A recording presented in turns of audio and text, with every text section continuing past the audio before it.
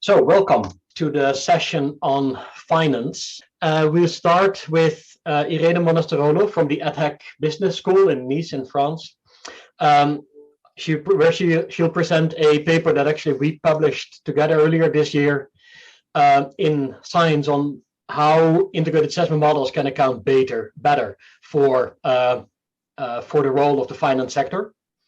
Then we'll move to Ajay GAMBHIR from Grantham in London, who will talk about scenarios for the near-term and the long-term physical risks. So near-term transition risk and long-term physical risks. Need to spell that out. Francesco Lamperti will present on how agent-based models, agent-based integrated assessment models, can actually, represent the dynamics of the physical and the transition risk. And then at the end, we'll move towards an example for Brazil with specific scenarios for Brazil on what the risks are for financial sector of the transition in that country. So let's start with Irene on how integrated assessment models can account better for the role of the finance sector. So good afternoon, everybody, and thank you so much for inviting me. The Integrated Assessment Modeling Community Conference, it's my first time here, so it's really a pleasure. And it's particularly a pleasure because the paper that I'm going to present today, as Bas rightly mentioned, we published it together a few months ago in Science, but it's the result of a long-term interaction and discussion with the Integrated Assessment Modeling Community, which started 2 years ago in a beautiful snowmass in Colorado. Started accounting for finance is key for climate. Briefly on the motivation of the paper. We know that limiting global warming to below 2 degrees temperature, so achieving the Paris Agreement, requires a profound transformation of energy and production system, of the way we produce, consume, and invest in the economy. And in particular, given the magnitude of the scale of transformation, we need a proactive role of the financial system, which doesn't mean only scaling up capital into new green investment, but also reallocate capital from high to low carbon activities. Nevertheless, so far, the development of the market has been contradictory. And for instance, we have large growth of sustainable finance in the financial markets. If you consider, for instance, green bonds, ESG, so environmental social governance products, but at the same time, we don't see the same development in the real economy. And here, the concept of financial risk is key indeed for capital reallocation, because climate risk assessment drives financial actors' investment decision, for instance, whether they adjust or not the cost of capital, so interest rate for high or low carbon firms, depending on the mitigation scenarios, and thus in turn this affects the feasibility of the same climate mitigation trajectories. Climate change has become a major concern, has been recognized as a new type of financial risk from over 100 central banks and financial regulators that joined the network within the financial system. The NGFS has developed in the last couple of years together with the Integrated Assessment Modeling Community, climate mitigation scenarios that are supposed to be used for climate financial risk assessors and financial supervisors themselves. These scenarios became actually a reference tool for the finance community. And since they are endorsed by and used by so many financial actors, they are able to shift market expectations. At the same time, as we know in stress testing, scenarios play a major role. However, these scenarios don't account for the impact of financial actors looking at the same scenarios and deciding whether to adjust or not the risk assessment for firms, depending on the alignment of the firm to the scenario, so the energy technology profile of the firm. This missing feedback loop is key for financial stability as well as for achieving the climate targets, because it could lead to either underinvesting with regards to the climate target and, on the other hand, to underestimate potential risk and opportunities from the transition. If you want, what are the scenarios? Probably you will all know, but basically there are three scenarios, three reference scenarios, and a fourth, which is not modeled yet. The three scenarios are orderly transition, where we introduce climate policies early enough to allow to anticipate the impact of, and with an orderly transition, we have low physical risk because we do mitigation, but we also have low transition risk because the policies can be anticipated because they are introduced early and they are less invasive. In contrast, if policies are introduced late and in a sudden way, and with policies, I mean, for instance, a carbon tax, they cannot be fully anticipated by investors, meaning that this could give rise to large asset price volatility and potentially to financial instability. We still have low physical risk because of mitigation, but we have higher transition risk. The last scenario is hothouse world, where we don't introduce new climate policies, and thus we have large physical risk. These scenarios, already in 2017, we published the climate stress test of the financial system in Nature Climate Change that provided the first framework to translate climate mitigation scenarios provided by process-based integrated assessment models into climate financial risk assessment. What does it mean? First, we adjust the financial valuation of contracts, for instance, the probability of default at counterparty level, and then we adjust the value of the portfolio and financial risk metrics, such as the value at risk or the expected shortfall. And finally, we assess the largest losses for investors, considering also financial interconnectedness. So, and in this context, transition risk emerged from from the adjustment of expectations of financial actors from a baseline scenarios of current policy to a scenario with the introduction of climate policies. And this change in expectations translates into adjustment in risk pricing and in the cost of capital for firms. This approach has been followed and tailored by several supervisors, including ECB and the European Banking Authority in Europe. But so far, the feedback from climate financial risk assessment back into mitigation scenarios was missing. And this is what does it mean, for instance? Just see, let's look at what does it mean graphically. We start from climate scenarios.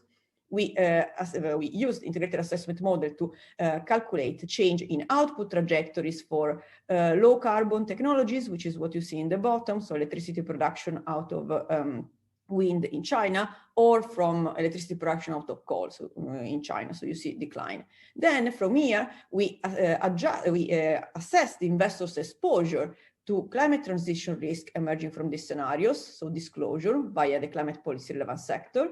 Here you see banks.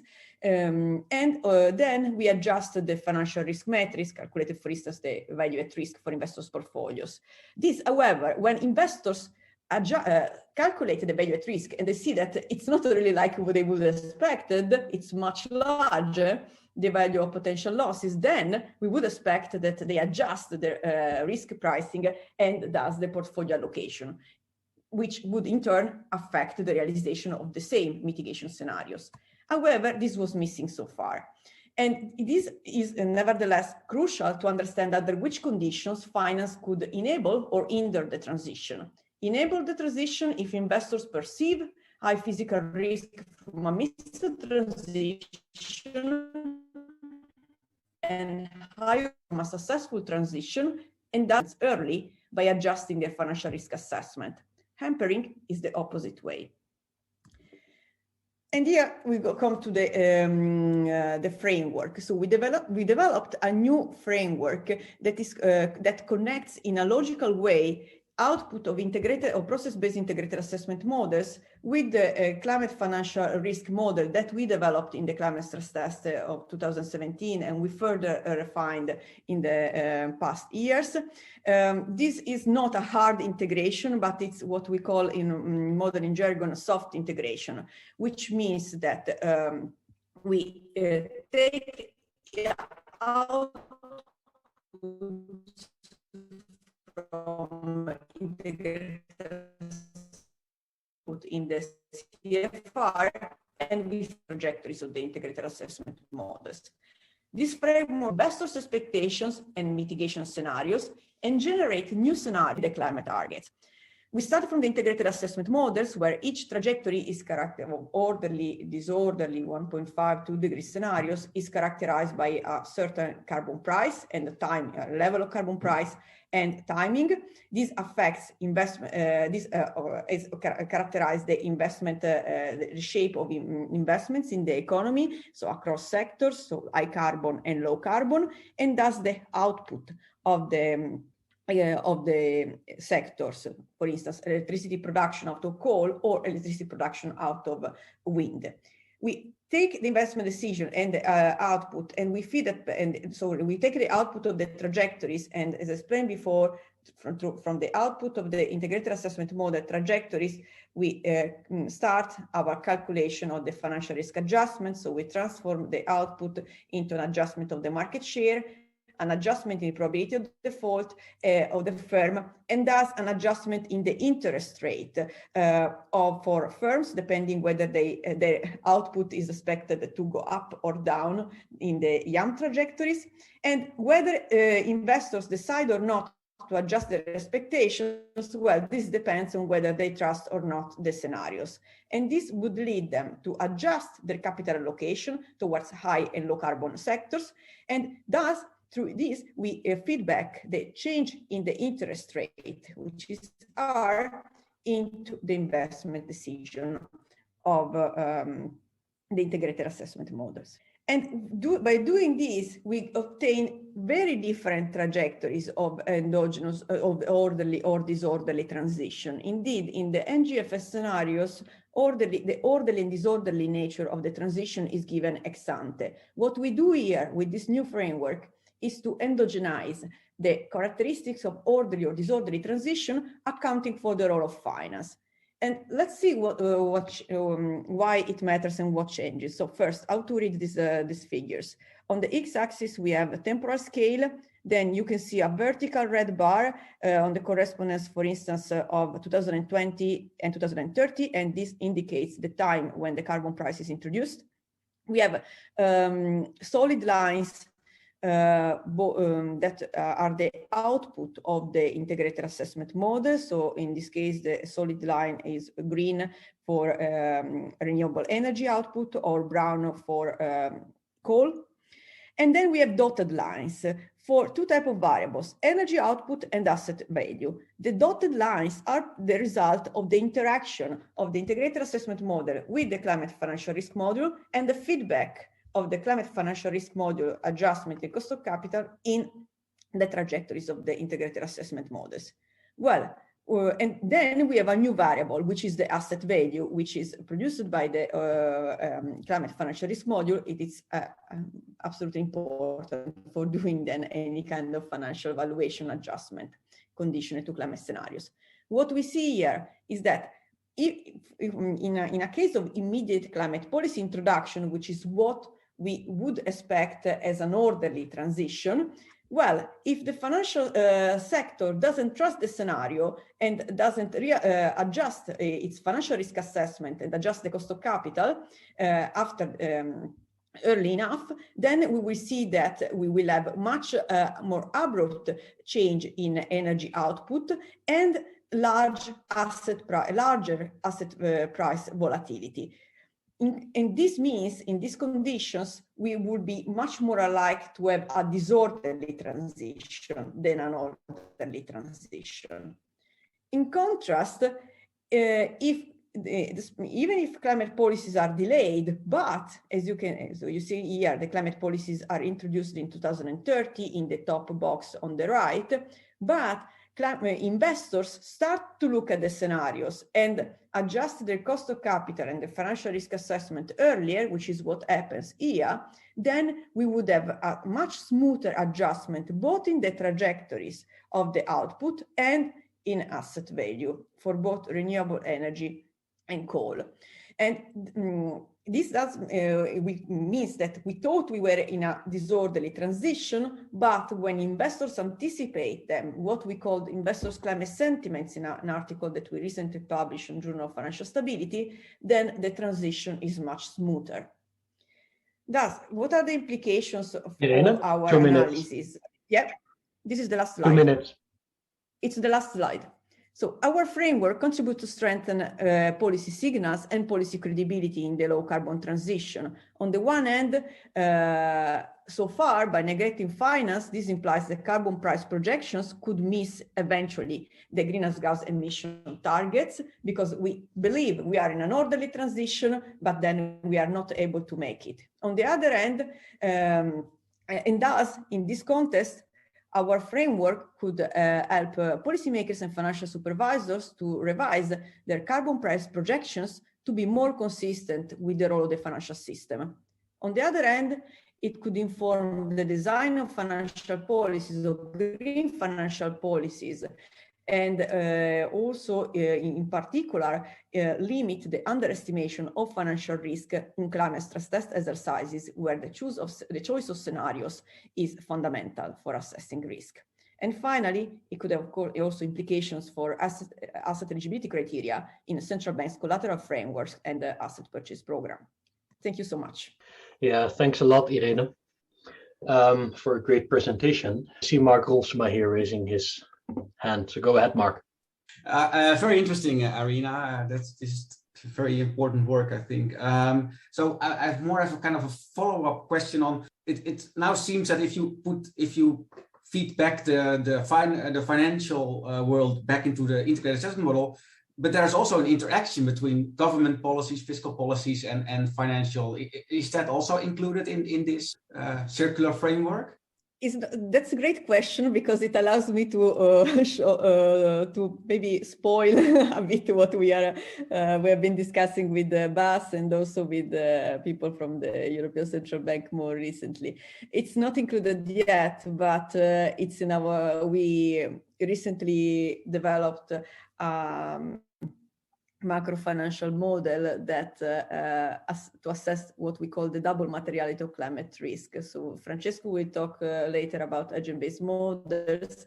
What we did was to develop a stock flow consistent, smaller scale agent-based model to assess the sensitivity of the effectiveness of climate policies, for instance, carbon pricing, but not only carbon pricing, for instance, green collateral frameworks or green asset purchase program, and the green capital requirements, change adjustment capital requirements, adjust them, consider their effectiveness conditioned to the sentiments of financial actors. In the smaller scale, we did it already in a paper that we published this year on Journal of Financial Stability, but we plan to fit all of this together in a more comprehensive framework. So also enabling the interaction between climate policy and the investors' expectations, and then feedback all into integrated assessment model. So it's ambitious, but we will see. Thank you. Interesting. Looking forward to the new publication. Francesco, raising a physical hand. I found it very interesting, Irene. Many thanks. Just a curiosity.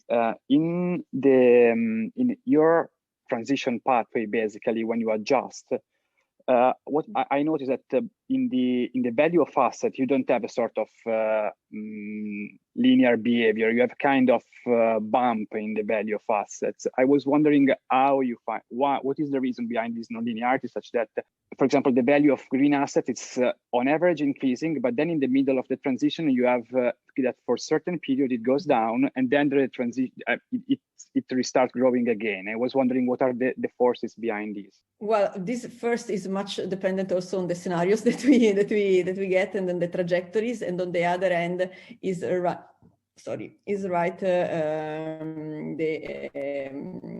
it depends on the adjustment of the financial valuation. But the main issue here, I mean, if I remember well, Bas, but this was the trajectory is also the scenarios, right? Yeah, the trick here is a little bit with the framing of that access space in the NGFS scenarios, in their framework, that also disorderly scenarios are in the end scenarios that are still meeting a climate target.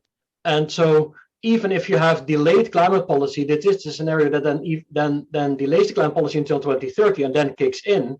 But then you still make it to reach a 2 degree or an as ambitious as possible target by 2050. So eventually, even though going around 2030 through a very disorderly phase, eventually that you're on a trajectory. That's sort of the definition of the scenarios in this space. So in this regard, Francesco, they are much more dependent on the trajectories of the scenarios themselves. I mean, on the narrative also, now how they are shaped. I see. Thanks. Then we move on to Ajay GAMBHIR from, yes, you have your stuff up, from the Grantham Institute at the Imperial College. Go ahead and inform us about the scenarios that you've been developing. All right. Hi, everyone. Thanks for joining on a Friday. I've never been to a 5-day conference before, but I've had lots of fun. So I did a study with several colleagues on thinking about near-term transition and longer-term physical risks of different greenhouse gas emissions pathways, hopefully ones that are plausible. And I just take you through over the next 10 to 15 minutes what the study is about and why we did it and what we found. So we know that climate change is risky business. I think the last presentation spelled that out pretty well if you didn't already know that. And we know that it consists of these two broad categories of risk: transition risks, which can occur when you're shifting towards a greener economy, perhaps abrupt transitions, again, going back to the last presentation, might be more risky than steady ones. But we also know that the reason we're doing this is to avoid physical risks and hazards in the future. And those result from climate change itself. And there we're talking about the onset of perhaps more frequent or more severe or both types of weather events. So flooding, droughts, storms, and all of those other nasty things that you know about, and the reason that most of us are kind of doing what we're doing. So who did the study? Lots of different institutes, lucky enough to work with colleagues in the US, both at the JGCRI and also ClimateWorks, and then colleagues in the UK. So Met Office Hadley Centre, University of Reading, and then my colleagues at the Imperial College Grantham Institute. It was funded primarily by ClimateWorks, although a couple of my colleagues at Grantham, Shavika Mittal and Alex Kaberli, received some funding from the Horizon 2020 Paris Reinforced project that we're all working on together as well. Why did we do it? Well, it kind of always struck me as nice and elegant what Nicholas Stern did about 14, 15 years ago when he provided this quite compelling cost-benefit analysis of tackling climate change. He, as you know, said that some sort of cost of the order of 1%, maybe plus or minus 3% of 2050 GDP was what we would spend to reduce emissions and keep concentrations of CO2 in that kind of 450 to 500 window, parts per million window. And then the review also used estimates of what the cost of not tackling climate change might be, so the damages, and that was something like 5 to 20% loss of GDP now and forever. And so that's really compelling, and it's a kind of real bit of public value economics that does this CBA. We've got all of this excellent work in the IPCC reports, and we've got the next two versions of Working Group 2, which is on the left side, and Working Group 3, which is on the right side, appearing within the next 6 or 7 months or so. Many of you are obviously working pretty hard or have been working pretty hard towards that. And they provide this really nice, clear picture of the impacts in terms of Working Group 2, and then the implications of mitigation in Working Group 3. But perhaps the separation of those reports leaves some people struggling to put the different pieces of the puzzle together and scratching their heads.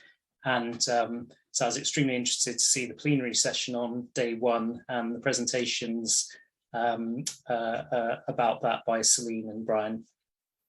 So rather than thinking about a sort of combined cost-benefit analysis, we've now got Mark and Michael there telling us to think about things in terms of risk, and the TCFD launch a few years ago, the NGFS initiatives that, again, many of you are involved in, they've allowed us to much more explicitly refocus our analysis of the costs and benefits of climate change mitigation through a risk lens. So we thought this was a timely study to try and bring together a kind of consolidated and analytical framework of climate risk, thinking about both the physical and transition aspects of it.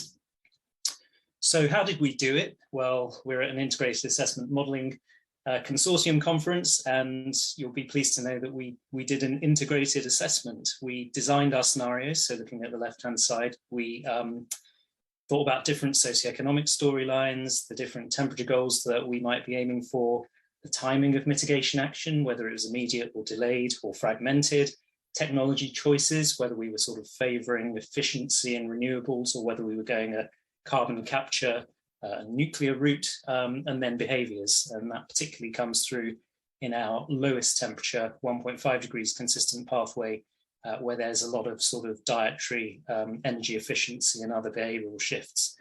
We then fed those input assumptions into the GCAM, Global Change Assessment Model, which again, I'm sure you're all familiar with. And through its representation of energy, agricultural and land system changes, it then outputted a range of indicators, and we chose 7 salient indicators which we think map onto transition risk, particularly in the near term, quite strongly.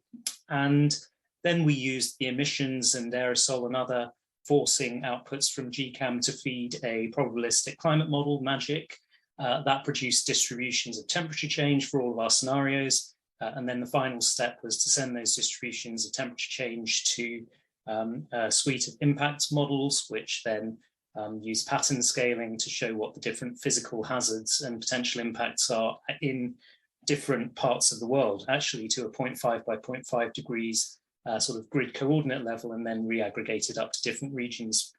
And again, we wanted a kind of bit of symmetry in terms of number of metrics here. So we focused on a suite of kind of salient metrics, which we think could have particular transmission channels through to corporates, agricultural firms, and other asset values affecting the financial sector. We chose lots of different scenarios. So we started our study actually in about April or May 2020, and that was just before the release of the 2020 NGFS scenarios. But the study was done pretty much in parallel with the production of the phase 2 NGFS. So we thought originally we'd like to flesh out the future possibility space that maybe the NGFS phase 1 left some gaps in, but it's good to see, obviously, as expected, that NGFS phase 2 has also sort of populated the future possibility space, but we've still got a few interesting angles to add. So just starting from the top left and going clockwise, if you like, we've got a no policy scenario, which is a purely hypothetical counterfactual. You know, don't let's get into the RCP 8.5 debate, but nevertheless we included it. We've got an NDC pledges scenario, which leads to something more like a 3 degrees world. We've got a kind of central 2 degree scenario based on SSP2, but then we play tunes around that by having a delayed action scenario to NDCs in 2030 and then rapid mitigation, a fragmented scenario with kind of leader countries going first and then lower income countries later. We've got SSP variants looking at the kind of friendlier resource efficient world and the less friendly regionally fragmented worlds of SSP1 and 3 respectively. We've got some focus on technologies through renewables in one and nuclear and CCS in another. And then we kind of chose some orderly, if you like, transition scenarios to 2.5 degrees and 1.5 degrees, just to kind of round off the possibility space. Can't do everything. There's much more that we could do here, but this sort of gives us a good spread. The scenarios in context, I don't have to spend much time describing that little matrix to you anymore, because that was all covered in the last presentation. You now know about the y-axis, the kind of low to high transition risk, depending on the degree of orderliness, and you know about the physical risk x-axis from low physical to higher physical risk, depending on the sort of degree of temperature change that you're going for ultimately and that you achieve. How do our scenarios fit into that? Well, I don't show all 11 of them here, but I show 6 of them, and then there's another 5 2 degrees scenarios, which would fit somewhere on the left-hand side of this matrix, depending on their level of orderliness. But this is kind of how we sit within the NGFS matrix. We have these different temperature outcomes. So this shows all of the 11 scenarios, but in 2 charts. So we've got the sort of what we call a kind of core set of scenarios at the top, stemming a wide temperature range, about 1.5 to 4, as you can see from the bars on the right-hand side. And then we've got the sort of focus, if you like, on the 2-degree scenarios at the bottom. You can see emissions on the left and temperature changes on the right. You can see that poor old SSP3 doesn't make it below 2 degrees in spite of its targeting that for all of the kind of regional fragmentation, friction, regional rivalry frictions that we know about. But that sort of shows you that there's a large range of outcomes, and the plumes show 10th to 90th centiles of the range. The central lines show medians, and then you can see those repeated with the dots and the bars on the right-hand side. We have these graphics aren't in the report itself, but they give you a kind of feel of the sorts of things that we deep dive into. So we look at things like global coal capacity and how that reduces, and the rate of reduction both in 2030 and then all the way out to 2050. And then, as expected, you can see, thinking from the left-hand side to the right-hand side, through the sort of growth in coal in a no policy scenario to the absolute decimation of coal capacity, first to 2030 and then completely pretty much by 2050 when you're talking about the 1.5 degree scenario. We discussed the kind of risks that can potentially present to utilities that don't respond to and react to that risk fast enough. We then focus on the physical risks, and a couple of examples here: major heat waves. So there's about a 5% global average chance of major heat wave in a particular year, in a particular region, particular year at the moment. We show here on the left-hand side the world map in a 1.5 degree scenario by 2050. And the key is in percentage terms, so that's the annual likelihood of a major heat wave in different parts of the world. Not a pretty picture, but a heck of a lot prettier than the right-hand side of the chart, which is a much hotter world.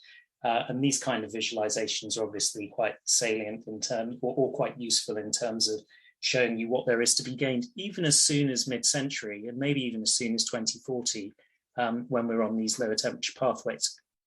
And then you can see, maybe not as dramatic, but a kind of similar sort of message when we're looking at agricultural droughts. So this is agri rather than hydrological droughts. And today we look at something like a 10 to 12% percentage of agricultural droughts on average at any part of the world. But by 2050, we'd be looking at some regions with, much higher, even 30 to 50%, even in the 1.5 degree scenario.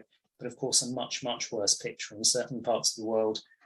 Many parts of the world, actually, as you get to that sort of no policy scenario. And it's not just the no policy scenario that sees this dramatic increase. Of course, you'll also get a much kind of increased risk in the NDC pledges scenario, perhaps even the 2.5 degree scenario. But this is the sort of biggest contrast that you'll see. One of the kind of innovations— Ajay, 2 minutes. Thanks, Bas. One of the innovations, if you like, is the kind of comparison of risks across physical and transition sides. And so you can see on the left-hand side here, the sort of depth of heat of physical risks. So you can see the different physical risk metrics along the bottom there.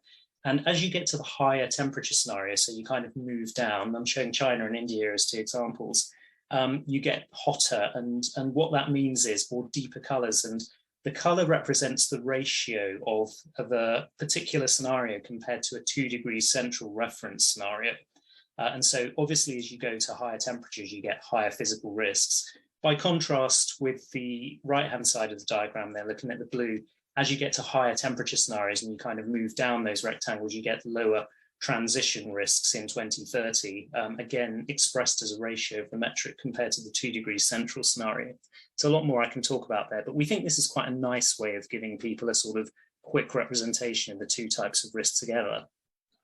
So in summary, we know that the transition to lower temperature outcomes will entail near-term transition risks, such as fossil fuel demand destruction, coal plant stranding, higher CO2 pricing, perhaps operating losses for the more carbon intensive industries that can't reduce their intensity fast enough. But of course, there are also multiple opportunities for new sunrise industries, and it's not just all about sunset industries. Without a rapid transition, we'll face those longer term physical risks, and a consistent comparison framework for costs and benefits, or risks and avoided risks, is increasingly important.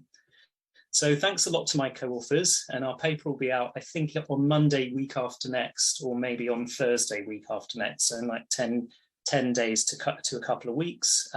You can see them all there, and thank you for your attention. Thanks a lot. Great work. I see one hand up immediately from Kai. Yes, thanks a lot. Thanks Ajay, for the very nice presentation. I was wondering, how do you aggregate the risks from all sectors in your last matrix? So you have all these different physical risks from the sectors like you say droughts and agricultural and floodings, etc., of heat waves. How do you aggregate them to one metric? And related to that, can you somehow compare the risks of the transitional risks to the physical risks? Yeah, thanks. Good. Second question in particular, a really good one, something we struggled with and maybe haven't done perfectly, but make some sort of start on. In terms of the first question, the physical hazards are actually directly outputs from the impacts models. So, you know, the likelihood of heat wave in a particular grid coordinate of 0.5 by 0.5 is just that. Is just the likelihood of the heat wave. It's not for a particular sector or anything like that. And so therefore the averaging, if you're looking at a country or like China, for example, you then sort of average up the different grid coordinates likelihood for China, and that's what's being expressed here. So it's the average likelihood over China of that heat wave, and that's being done then for, you know, the reduction in the growth duration reduction for maize or crops in China and so on. So it's not a sectoral aggregation, but it's more of a spatial aggregation, if you like. And then, yeah, comparing physical and transition risks is obviously very difficult. And what we're careful to try and do in the paper is say, look, don't start attaching monetary values to these proportional to the sort of level or depth of heat. Use this as a kind of a dashboard, if you like, to say, okay, in that scenario, there's a nonlinearity, and the carbon price, the potential risk deriving from an increase in carbon price goes up a lot when you go from, say, you know, 2.5 to 2 or 2 to 1.5. So let's look into that in more detail. Let's look at the sectors and businesses in that region. And that, of course, is the brilliant work that Irene and others are doing in the financial analysis, but we deliberately stopped short of that financial analysis. So this is more kind of like an early warning signal of, you know, you're a financial institution or a corporate and you're in a particular region, you've got all of these risks to think about. Where do you look and how do you sort of, in the first instance, compare different scenarios? And we deliberately kind of stop it there. But thank you for the question. Yeah, thanks. Very interesting. Okay, thanks. We would have time for one more question. I see Mark back on. So Ajay, again, very interesting stuff. So I'm not really into this type of, well, cost benefits or risk integrated assessment modeling, but what I kind of miss is the adaptation part. So would it also be possible to, well, have a 2 1.5 degree scenario and adapt to the, and then you probably have some other cost estimates. Is that also possible in your modeling framework? I mean, it's definitely possible within this framework, potentially, but it's such a good point. And again, another thing we say in the paper, but I didn't emphasize here, which I should have done, is that these risks are not inevitabilities. So the physical risk is not something that will definitely manifest, and it could be that the impact that derives from the physical hazard could be lowered by adaptation, for example, but we don't count for that explicitly here. Similarly, an analog to that is that the near-term transition risk could be dealt with through the right sorts of policies, you know, a just transition away from coal, which we all know about, looms large in the political discourse right now, is an excellent way of mitigating against the near-term transition risk that would result from, coal plant stranding, fossil fuel demand destruction, and so on. So this really analysis is more of a kind of conversation starter of how to deal with and mitigate those risks, rather than saying these are inevitable and will be suffered. But thank you. Thanks. Yeah. Then we move on to Francesco Lamberti, who will present a different type of IAM, the agent-based IAM, and how we can deal with the cascading, basically, of financial risks in those type of models. Go ahead, Francesco. Yeah, many thanks, Bas, for the introduction. So I'm presenting a paper which is a joint work with a number of co-authors, coming from the two institutions I'm affiliated with, Scuola Superiore Sant'Anna, which is a small university in Pisa, Italy, and the RFF-CMCC, European Institute on Economics and the Environment. Let me also acknowledge financial support from Inspire and Climate Force Foundation for this project.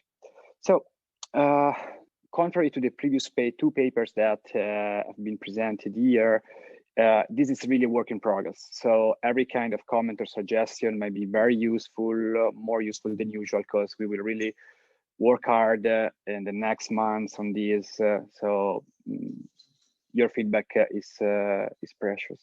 Okay, so the main issue of this paper is trying to include both physical and transition risks within a single model or an hybrid model in order to study what are the macroeconomic and financial implications of these two classes of risks.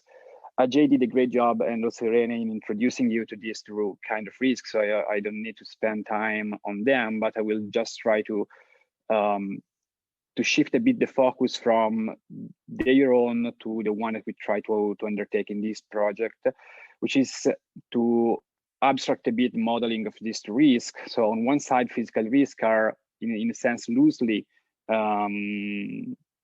modeled as climate damages with a standard damage function, which is used in the cost benefit literature. But I will tell you something about the innovation that we already put into this approach in order to basically microfound these damages, so to analyze the macro, the economy-wide consequences of these damages, starting from the microeconomic basis. And on the transitional risk side, what we try to focus on is mainly policy risk, physical asset stranding, and the possibility that introducing shift in the energy mix, it might affect inflation through energy prices, and also volatility of prices, and then uncertainty, which might in turn affect investments. So how do we try to do this? By basically reversing the approach. So we try to start from a macro financial agent-based model, which is something that I've been developing in the last years together with some co-authors. And we try to enrich this model, which is basically a model of the macroeconomy and the financial sector, where by financial, I mean mainly the banking sector, with the power sector and fossil fuel sector coming from a traditional process-based integrated assessment model, which has been widely used to study mitigation pathways. But this is what we try to do. Why? Because as Irene already mentioned, and there are a number of reasons to argue for this, the current generation of integrated assessment models that are used to study decarbonization pathways, they're not fully equipped to account for macro-financial dynamics. Beyond what has been already said, I would add that the very nature of this model, in many cases, the long-run nature of this model somehow prevents this sort of analysis, because the economic side of this model is mainly a growth model, which usually does not account for the possible effects of business fluctuations, of unemployment, of inflation, which might actually have a role during the transition, the short-term transition, and then produce also long-term impact. But this is why we basically try to match two models that are, in theory, well-placed in order to account for short-term macroeconomic dynamics and long-term transformation of the power sector and fossil fuel sector. So what are the goals and means of this paper? What we try to characterize the trade-off between physical risks and transition risks. And then in the second step, which is already which is not done at the moment, we try to provide some policy relevant insight into this. So we take basically the climate policy, which goes under the umbrella of carbon pricing as given, as coming from the WICH integrated assessment model. And then we try to identify a set of policy and their combination of macroeconomic policy that might allow us to smooth the transition toward a zero carbon economy in order to be compliant with ambitious climate targets. So as I already anticipated, what we try to do is to merge basically insight coming from a climate economy agent-based model and an integrated assessment model from which we take inputs that basically allow us to have a much more fine-grained representation of the transition that you can observe in the fossil fuel and power sectors. It's a soft link, meaning that at the moment, what we basically do is to take input from which and constrain the macro-financial ABM, which is called DSK, to these inputs. And the inputs mainly reflect the evolution of the energy mix, the investment and the dynamics of power capacity in the power sector, the cost of energy, which we interpret as electricity, which is provided to firms, and climate policy, which goes under, again, the umbrella of carbon pricing. So this is the only climate policy that we include in the analysis. So let me try to sketch how this coupling work. This is the standard DSK model, and what we have is a macro financial model. So we have basically a manufacturing, if you want, or a real economy side, which is composed by consumption good firm, capital good firms, a labor force with different kind of skills, a financial sector which basically allow to fuel investment of firms into capital goods, and then we also have a government. And government basically runs fiscal policy, so basically collects taxes and provides subsidies. And in case of deficit, it's also finance these deficits through a bond market. And then what we did is to link this DSK macro financial model to the WICH model, basically bringing in the energy sector of WICH within our DSK model. So those are the main links that we have. Contrary to what happens usually in the WICH model, investment in additional power capacity, they are partially financed through credit. And this basically creates a link between the financial system and the energy sector. And this is also true for the extraction sector, so the fossil fuel sector. And what we have back from the power sector to the DSK model is basically electricity plus prices. Prices that simply reflects the cost of these electricities, and eventually also a carbon tax, which needs to be paid also by those firms in sectors that might be subject to regulation. So these are the two price-based channels through which variables they basically affect the macroeconomic model. So what are the key inputs that we take from the WICH model? So basically investment and divestment in capacity for each energy technology, a sort of average plant lifetime, and I will tell you in a second why this is important for us. Then the energy mix in power generation, the LCOE for each energy technology and the operating cost for each energy technology, the electricity price, and the carbon price. And those elements are important to reflect the three kind of transition risk that we include into the analysis. So the first two elements allow us to focus on physical assets trending, because at some point we observed that during the transition pathway there is unused, unutilized power capacity in fossil fuel-based power plants. And this is then translated into physical assets trending, which also provide fuel the creation of what we call non-performing loans that then also move into the financial sector, because since part of these plants, they are going to be dismissed, prior to their natural lifetime, then part of the cost that relate to this investment that had been made years ago still needs to be sustained. If these costs become unsustainable, then you may also have that some energy plant, energy firm is not able to repay its obligations to the financial sector, and then you have a bankruptcy, which creates non-performing loan in the financial system. On the other side, we have that the structure of the energy mix basically induce an electricity price, which depending on the mix might be volatile or not, might grow or not at different paces. And this can create what we call inflationary effects that then obviously produce some macroeconomic consequences and also volatility risk, because if we have that energy costs keep growing, then the expectation of the agents might change. They might face a difference balance between the different costs that they have to pay, and this might change their investment decisions with respect to a standard environment where energy costs are more or less stationary.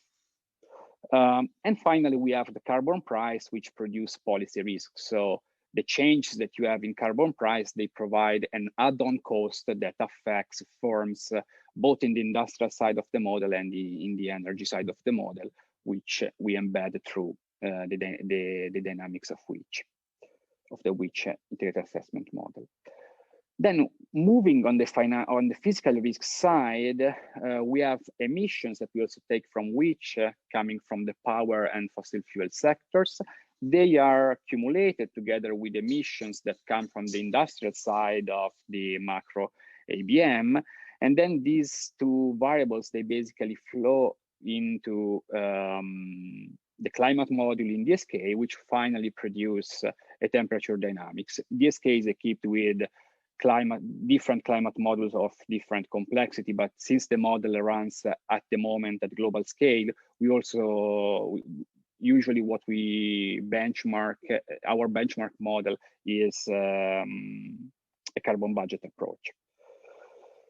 How do we model physical risk then directly? What are the damages that different actors in the system they face? So if X is the variable which is subject to a physical damage, and these variables will be labor productivity and capital stock, then the value that it's included in at the end of the period depends on the realization of a micro level damage, which basically represents the possible happening of with an extreme weather events or some dynamics in temperature and precipitation that adversely affect either labor productivity or capital stock. And this is loosely modeled, I would say, through a, 2 minutes. Thank you. Through a standard damage function to which we add this term which allow us to have heterogeneity in damages. So these damage, they are attached to the different firms and agents and households that we have in the model. And then we look at the macroeconomic dynamic as emerging from the interaction between the different agents. So how does the link between the real and financial economy works in what we have included? As I told you, the energy sector is now related to the financial system, and we have sort of macro agents such that every energy technology is kind of composed by a single agent. And they received, as I anticipated, they received credit from the financial system in order to expand their power generation capacity. And banks, they basically split the supply of credit between loans to the energy sector and to the industrial sectors on the basis of this evolutionary equation. So basically, as soon as the industrial sector is more or less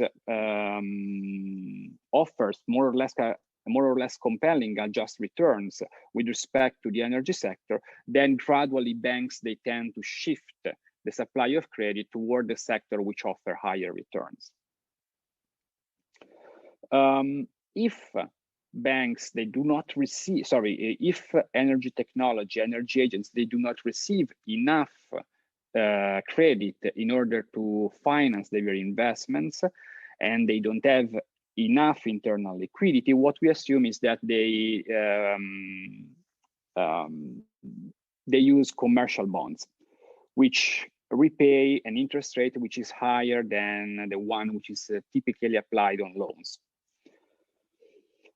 And then what we have is the structure of the possible losses that might realize in the power and fossil fuel sector, that then in turn affect the financial system, which in turn affect the real economy, the industrial side of the economy. So basically, we focus on two channels. You might have operating losses, like some of the losses Ajay was discussing, where the price of electricity is lower than the LCOE for a particular technology, or in those cases where you are underutilizing your capital. So you have power generation capacity which is there, but you don't use it. And this imposes additional cost because you are basically forced to pay the quota for the investment that you originally made, but you are not making revenues out of the use of these plants. So we try to apply this to a standard scenario, which is the SSP5 RCP 8.5 scenario. And what we notice, and all these simulations are from which, what we notice is that this is a smooth scenario, if you want, because from a transition perspective, here you have the growth rate of electricity, of power capacity, power generation capacity across the different technologies, and the growth rate is more or less constant across time, across the different technologies. So from a financial perspective, this is a smooth scenario where the investments, they more or less grow at the same rate over the whole simulation. On average, what we obtain is that then the banks, they expose quite substantially to this, to the energy sectors. And in particular, the most risky sector is gas in this scenario, because it really expands more than the others in SSP5 within which. And banks, they usually not allow to this sector to finance externally all this is expansion. And so basically the gas technology has to rely quite deeply on commercial bonds. This induce this result, which is something which is still preliminary, but I think it's relatively interesting. So this is basically the likelihood of banking crisis that we observe in these two scenarios. In black, what you have is the previous model, the DSK model, calibrated on the SSP5 scenario, without the link between the energy sector and the banking system. When we add this link through which, and through the modeling that I showed you, then what we observe is that the likelihood of banking crisis, of having banks that are at risk of solvency, it really drops in the first part of the simulation. Why? Because basically, loans are moving from the industrial sector to the energy sector, which is expanding in the SSP5, and it's still relatively not risky. While at the end of the simulation, where energy demand really drops because you have a lot of damages, of physical damages to labor productivity, then you find that all this expansion that has been fueled in the first part of the century then really provides non-performing loans to the financial system. And so this induces additional losses with respect to a scenario where we don't have this energy finance link. Can you start wrapping up, Francesco? Sure. This is just the challenge we are facing now. So what we are trying to do now is to move from a relatively smooth scenario in terms of the transition, where we basically don't have the transition in SSP5, to a fast decarbonizing scenario. So this is an example of a fast decarbonizing scenario coming out from the ENGAGE project. And what you have here is the energy mix in the power sector, and here is the implied electricity price. When we include this electricity price into the model, what we find is that this is going to produce an unemployment crisis and a sudden rise in bankruptcy. And you can see this from the right-hand side of this chart. While if you instead focus on an SSP5 scenario, you have that you don't have the transition, so you basically don't have any real, this is unemployment, real transition cost, but you have a long run effect obviously on unemployment, because this really depends on large physical risk at the end of the century when the temperature change from SSP5 is really large. What we are still struggling with is to model capacity underutilization, because up to now what we have is that for almost all technologies, capacity utilization, underutilization is more or less constant, but for coal. And this is going to generate a model, a variety of loss. Francesco, we need to move to the next speaker. Yeah, a variety of losses. And so this is what we are currently, the challenge we are currently facing. But this, is where a good deal of transition risk from a macroeconomics perspective will come from. Okay, it's done. Thanks. I want to move to the last speaker to give her due time as well, because our last speaker focuses on examples from Brazil for the combination also of transition risks and impacts. So the floor is for Mariana Impériio to tell us about that. So I will present a work done with my colleagues from Cenergia. And this work is entitled, I'm from COPPE, sorry.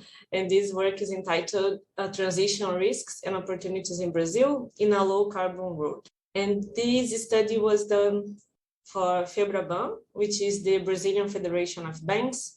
They have approximately more than 95% of the banks in Brazil associated with them.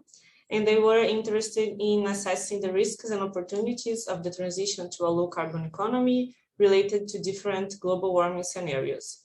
And more particularly, they wanted to know the potential financial impacts of the climate change on their credit portfolio, looking at the agriculture, the power utilities, the oil and gas, and biofuel sectors, basically because they are the most important sectors for bank loans in Brazil.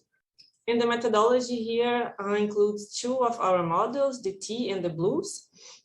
The T is the total economy assessment model, which is a computable general equilibrium model, a multi-regional and multi-sectoral, and it has Brazil as one of the regions. It's a global model.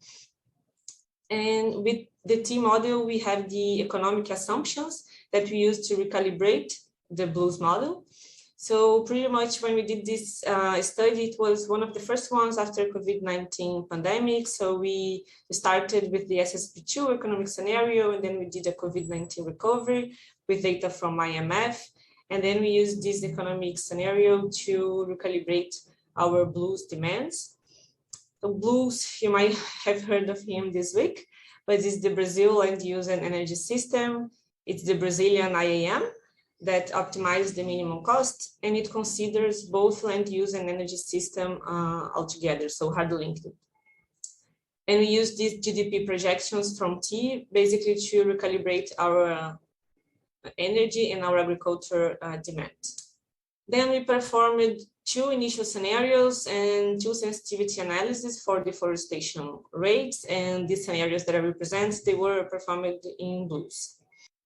Our initial scenarios were basic ones, I would say, the current policies and the net zero 2050. And at the time, Brazil had pledged climate neutrality just some weeks before. And it was quite controversial, but then we were understanding that climate neutrality would account for all GHG emissions. Now we have some different interpretation actually, but at the time we used these GHG emissions. So GHG emissions trajectory would have to reach 0 in 2050.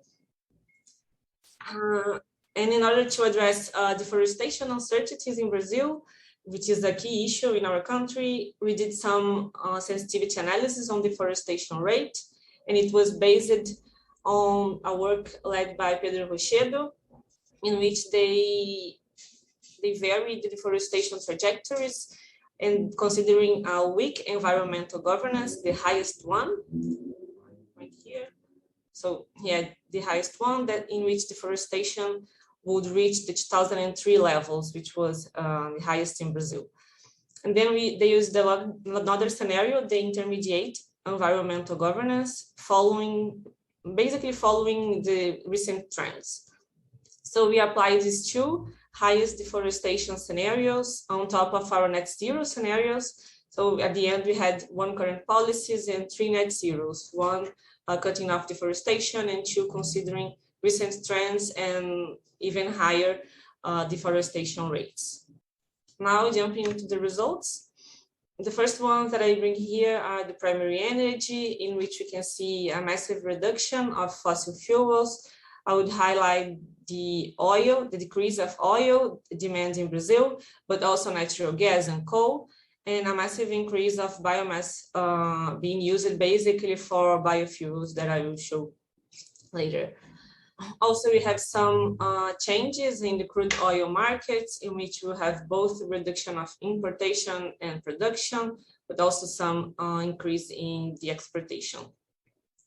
On the graph B, we can see that the current policies will have high rates of refinery utilization. So we'll use the capacity that we already have in the current policies.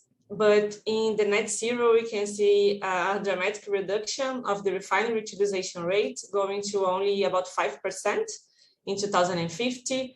And it indicates a substitution in the transportation demand fuels mainly, moving away from fossil fuels to biomass-based fuels. And we know that transportation demands will remain high, one of the most important in Brazil for the energy sector. But then we will have some electric vehicles, but mostly biomass-based fuels, which actually is my next graph. So here we can see that the advanced biofuels would play a major role in Brazil, not only in 2050, but actually from 2035 on, that you cannot see here, but yeah, that was not our results. And it will reach higher amounts in 2050. And these dashed bars here, that is mostly the entire bar actually, they represent the CCS technology associated with the production of the advanced biofuels. So we can see the importance of BECCS in our results. And CCS would be important not only for the ethanol, you can see here the ethanol is the yellow one, and here's the dashed one. So we will have to use CCS to comply with the net zero targets in Brazil, not only the ethanol that is already produced in Brazil, but also for these new advanced biofuels. And here we can highlight the kerosene in red, and the green represents actually diesel, biobunker, and other fractions of oil, gasoline also. So they play a major role in Brazil. And moving away from the energy results to some land use results, we can see different land use changes between scenarios. On the current policies that are mainly in deforestation, that will be transformed into degraded pastures. On the other hand, if you go to net zero scenarios, we can see some of deforestation here, but it's basically historical deforestation because the land use change cumulative from 2011 to 2050. So it will be basically the historical deforestation in Brazil, but we won't have the degraded pasture anymore. We'll have to recover this pasture in order to absorb some of the CO2 on the ground. We also can see some integrated systems on the top that includes crop production, livestock, and also some forests. They also can absorb more CO2 and contribute with negative CO2 in Brazil. And one thing to notice also is the planted forest here in pink.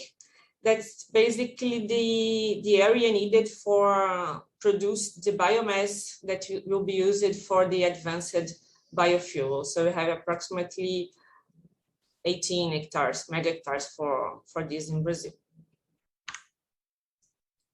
Now going to the sensitivity analysis, deforestation impacts can be seen in these graphs, and they basically show that the higher emissions from deforestation will lead to the need for greater CO2 removals from the energy sector and from nature-based solutions.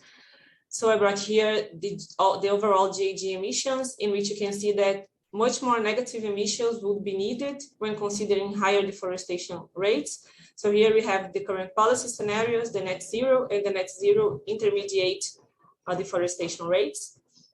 And we can see that the amount of negative CO2 emissions from the energy sectors would be greater. And on the land system side also, and we can see that even though land use emissions could potentially contribute with lots of negative emissions here from 2030 approximately on, if you have higher deforestation rates, there is a gap between the two lines, the dark and the lighter one. And this represents the deforestation emissions over time. So the nature-based solutions are being applied at the same time that we also have some deforestation higher rates in Brazil. So you can see that the land use sector is trying to do both, trying to compensate at the same time that we forced some deforestation for this scenario. So it cannot provide much of negative emissions, but at the end of only at the end of the horizon, 2050. And there is another gap caused by deforestation that impacts the amount of investment needed for complying with net zero targets. So when you compare the two net zero graphs here, we can see that twice as much investment would be needed for energy and actually for AFOLU when considering higher deforestation rates. And then we can see also that the amount of investments needed for the energy side will be much higher than the AFOLU side, just because, meeting the targets with the nature-based solution will be much cheaper than with the energy side.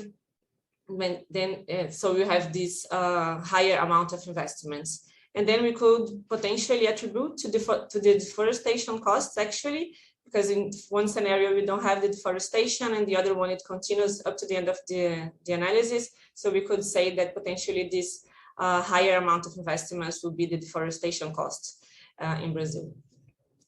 And if you're wondering about the less sensitive deforestation trajectory that I've mentioned, with the highest numbers, it was simply not possible to find feasible solution for it.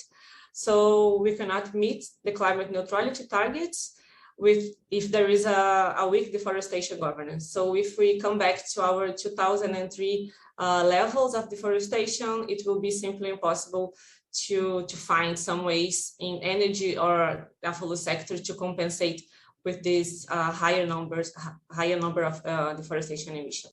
Now, wrapping up the presentation, I bring here one summary table.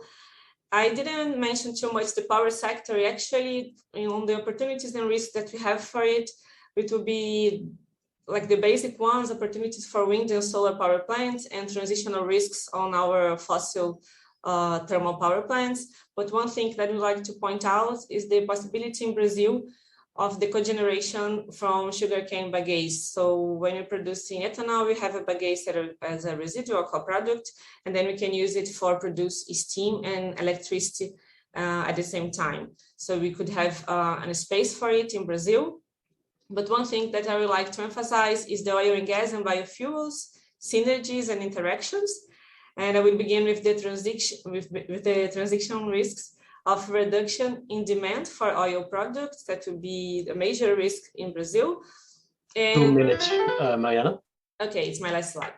And that will lead to an overcapacity of the refineries already installed in Brazil. And if in one hand, it represents a risk for oil and gas industry, it also opens floors for the biofuels with the production of diesel, aviation, kerosene, and biobunker from biomass.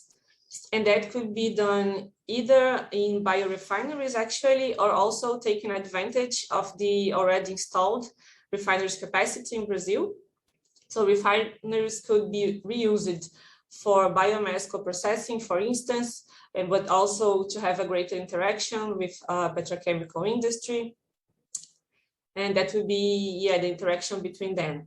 And I also want to say about potential risks for biofuels, and that will be mostly if domestic and international markets choose another technological route that does not use the biofuels. So that will be a major risk that was identified. And on the AFOLU, I would like to point out lots of opportunities for nature-based solution, going from pasture recovery to agriculture to agroforests, but also increase it in productivity and sustainability in the countryside. And a major risk here would probably be the reputation, the Brazilian reputation, and some international market sanctions and moratorium to our agricultural products and so on that are being already discussed on COPPE, and the impossibility of achieving international climate agreements, of course. One more time, in our low environmental governance scenarios, we cannot find feasible solution for meeting net zero targets and continue with deforestation. And that means that the model tried to use all the technology it has and it couldn't find any solution. So we will have to go for some alternatives, maybe a reduction in the economic projection that will not be desirable, or some changes in behavior, but we haven't gone that far. And with that, I finish my presentation and I'm open to questions if there are any. Thanks a lot, Mariana. That was very interesting. And while we wait for hands to be raised, I have two questions myself, actually.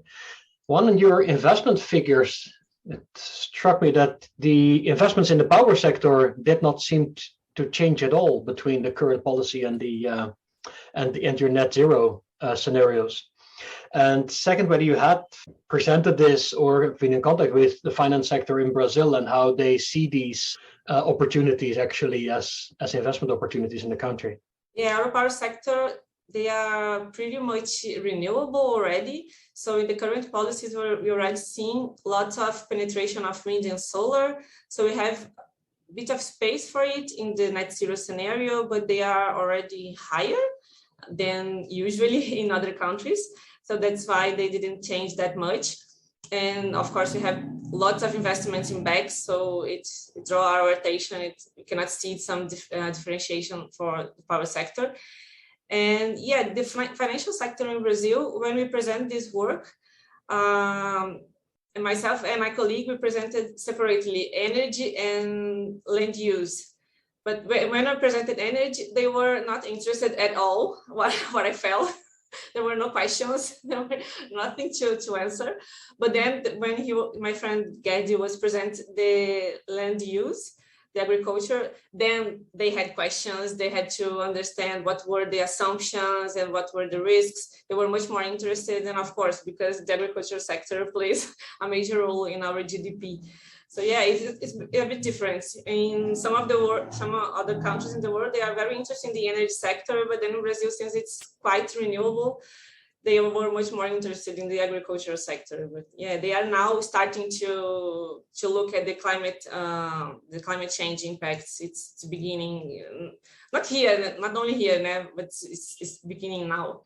Well, yes, indeed, because the impact and the transition risk really come together in the Brazilian land use sector. So that would be a very interesting analysis. Yes. And there was also another group. So we presented the transitional risks, and there was another team that was doing also the physical risks. And they were also very interested in the physical risks and what would be the changes in agricultural productivities and this kind of impacts also. Ajay. Yeah, hi Bas. I just wanted to ask a general question. I don't know if it's to Francesco or Irene.